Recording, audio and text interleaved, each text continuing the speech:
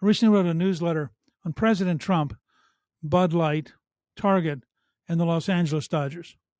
You might ask yourself, how does all this fit together? Well, let's look at what's going on.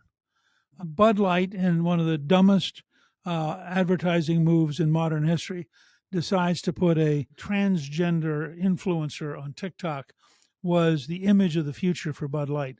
But it had to be somebody who was at the Harvard Club or the Yale Club drinking Chardonnay, thinking elegant thoughts, and who never went to a bar where real people drank Bud Light, which at the time was the most popular beer in America. The reaction of Bud Light drinkers was to quit drinking Bud Light. There was an astonishing drop. The fact is that Budweiser lost billions of dollars in market value because people just were so turned off and so offended. Target decided, in a similar decision, that they ought to have children's clothes, including very young children, that advocated gay, lesbian, and transgender lifestyles, not recognizing that most parents actually don't want their corporation trying to brainwash their child or their grandchild into a lifestyle that they don't particularly want them to have. The result, of course, has been a crash even bigger at Target than at Bud Light. Meanwhile, the Los Angeles Dodgers, for reasons that are impossible to understand, decided that there is a group of really weird people who dress as nuns, engage in truly vulgar behavior, including one nun getting on top of the image of Jesus on a cross and pretending to have intercourse with him. These are vicious, nasty, I think evil people. And yet the Dodgers decided to honor them. The outroar was enormous. The number of people complaining about it, the size of the crowd outside the stadium demonstrating against it. They didn't totally back down. They finally honored them before the game in sort of a tiny ceremony. But you have to ask yourself the question, what's the mindset of the Dodgers management that would lead you to decide that you want to bring in, and Los Angeles is a very heavily Catholic city, that you would want to bring in an openly anti-Catholic, sexually weird group, including, by the way, the former nuclear safety official appointed by Biden, who got fired after he was discovered stealing women's suitcases at the Las Vegas airport, which I've always thought, if you were writing a comedy novel, like say, Carl Hiaasen, who writes very funny books about Florida, this would be an amazing scene. It wouldn't be quite believable.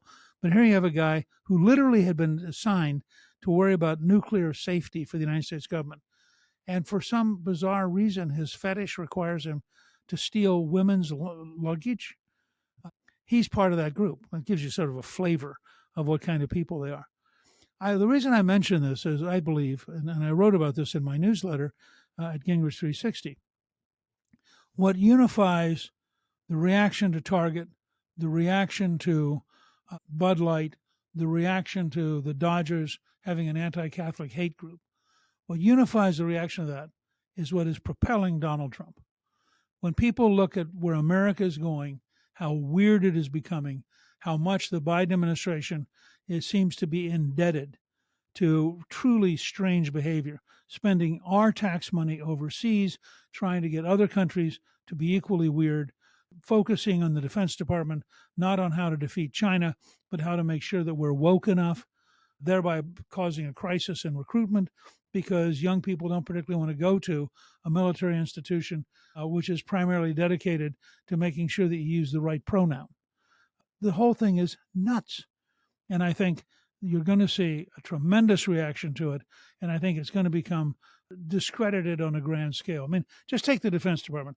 Can you imagine with their emphasis on pronouns, if the enemy's coming over the hill, let's say the Chinese, you have to be careful. What do you refer to them? You can't say he is coming over the hill. You have to say they are coming over the hill. You can't say she is coming over the hill. You have to say they are coming over the hill. But what if the Chinese send a note ahead and say, here are our preferred pronouns? We will be deeply hurt when we attack you if you use the wrong pronouns to describe us. I mean, if you think about this, it is nuts. And I think the very fact that the American left is becoming crazy is a major force propelling Donald Trump and keeping him despite every effort of the left to destroy him. My new book, March to the Majority, is now a bestseller, and it's available at Amazon, at Barnes & Noble, and at bookstores everywhere. You can order it by clicking on the link in the description.